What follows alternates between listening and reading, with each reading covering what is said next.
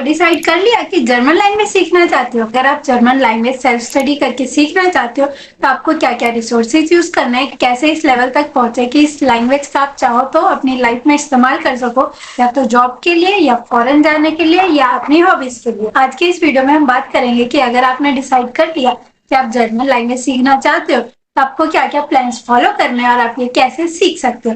सबसे पहला स्टेप है कि आपको डिसाइड करना है कि आप जर्मन लैंग्वेज सीखना क्यों चाहते हो। कुछ लोगों का रीजन हो सकता है कि ऐसे ही बस हॉबी के लिए सीखना, कुछ लोग जॉब के लिए सीखते हैं और कुछ लोग फॉरेन जाने के लिए सीखते हैं। तो आप जर्मन लैंग्वेज क्यों सीख रहे हो, नीचे कमेंट्स में जरूर शेयर करें। अन्य भाषा की तरह जर्मन लैंग्वेज में भी अलग अलग लेवल्स होते हैं। तो जर्मन लैंग्वेज के अंदर A1 से लेवल शुरू होता है। A1 लेवल मतलब बिल्कुल बेसिक लेवल, और ये C2 तक जाता है। अगर आप सेल्फ स्टडी की मदद से जर्मन लैंग्वेज सीख रहे हो तो उसका आपके पास कुछ ना कुछ सर्टिफिकेट होना चाहिए। उस लेवल को जॉब पाने के लिए या फॉरेन जाने के लिए इस्तेमाल करना चाहो तो कि जर्मन लैंग्वेज बोलने की योग्यता को वेरीफाई कर सकते। तो लैंग्वेज टेस्ट देने के लिए इंडिया के अंदर Goethe institute perfect place. Goethe institute से अगर आप जर्मन लैंग्वेज टेस्ट देते हो तो आपके पास दो ऑप्शंस होते हैं। सबसे पहले आप डायरेक्ट वहां पे एडमिशन करवा लो, वहीं पे आपको टीचर्स, क्लासेस सब कुछ प्रॉपर मिलेगा।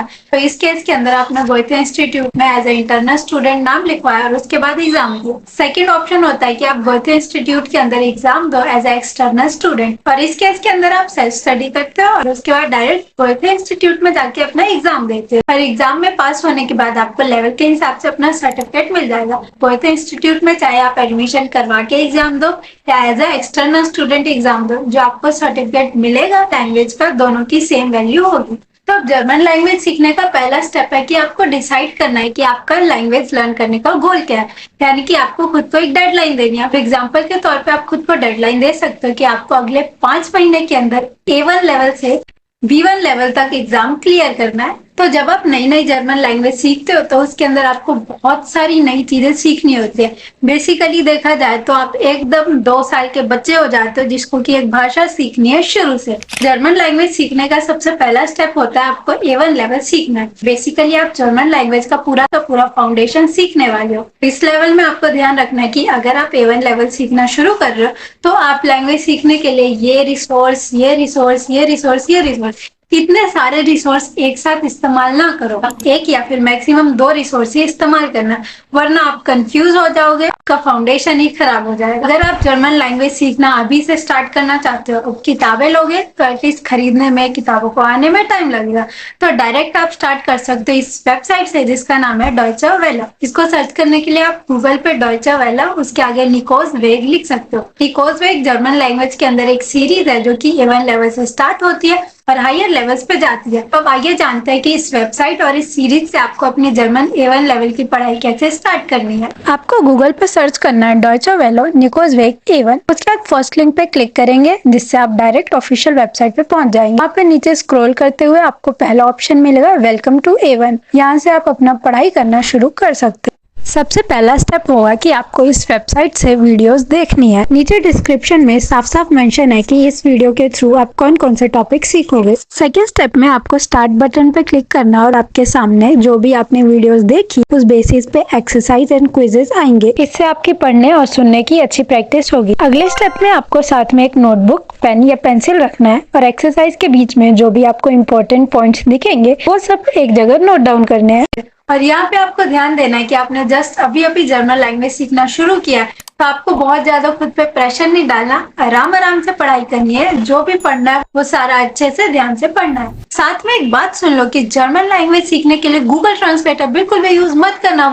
भी लैंग्वेज को आपको 4 पार्ट्स के अंदर सीखना होता है। इसके अलावा आप जर्मन लैंग्वेज में ये वाला कार्टून देख सकते हो। इसके अलावा और कुछ भी देखना चाहते हो जर्मन में तो वो A1 लेवल पे में भी आपको इतना ज्यादा समझ ना है। इसलिए अगर आप किताबों के साथ साथ यही 2 रिसोर्सेज भी इस्तेमाल करेंगे तो स्टार्टिंग में मोर देन इनफ होगा। बाकी 2 पार्ट्स है श्राइबन और स्प्रेशन, ये दोनों एक दूसरे पे डिपेंड है। अगर आप अच्छे से सेंटेंस बना पाओगे तभी आप अच्छे से जर्मन लैंग्वेज बोल पाओगे। स्प्रेशन और श्राइबन पार्ट के लिए आपको कुछ चीजों के ऊपर ध्यान देना है। सबसे पहला है वोकैबुलरी और दूसरा है ग्रामर।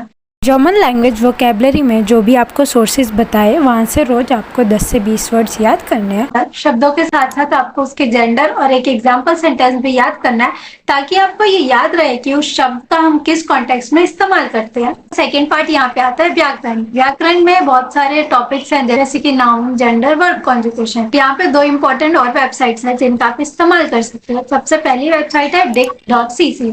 इस वेबसाइट के अंदर जब भी आप कोई वर्ड डालोगे तो आपको उसका जेंडर और साथ में पूरी वर्ब कॉन्जुगेशन की टेबल मिल जाएगी। और दूसरी वेबसाइट है रिवर्सो। साथ में एक बुक तो खरीद ही लेना। बुक की मदद से आपको अपनी लैंग्वेज सीखने के लिए एक स्ट्रक्चर फॉर्मेट मिल जाता है।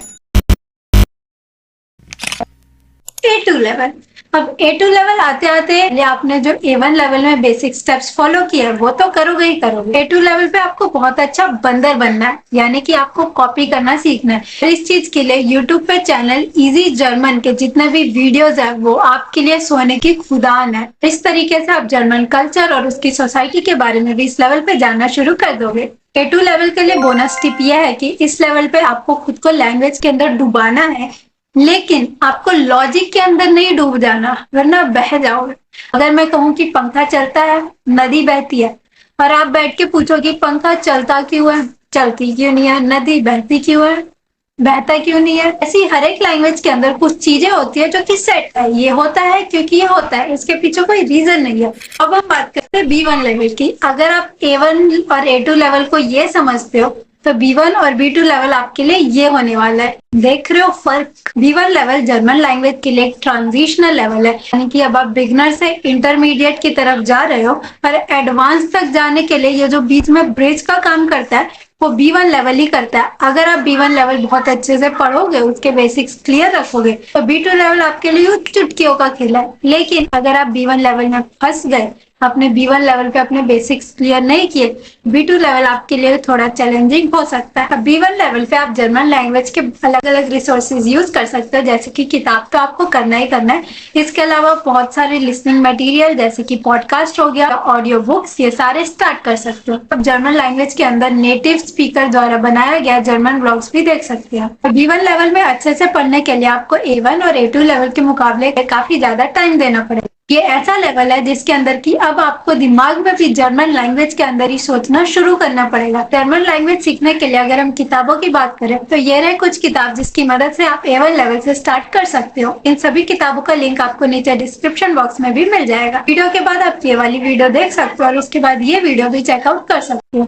आज की इन्फॉर्मेशन आपको अच्छी लगी तो वीडियो को लाइक करें, चैनल पर नए हैं तो सब्सक्राइब करें और साथ में बेल नोटिफिकेशन पे जरूर क्लिक करें। तो मिलते हैं नेक्स्ट वीडियो में नए टॉपिक के साथ। तब तक के लिए चियर्स, चाओ, बाय बाय।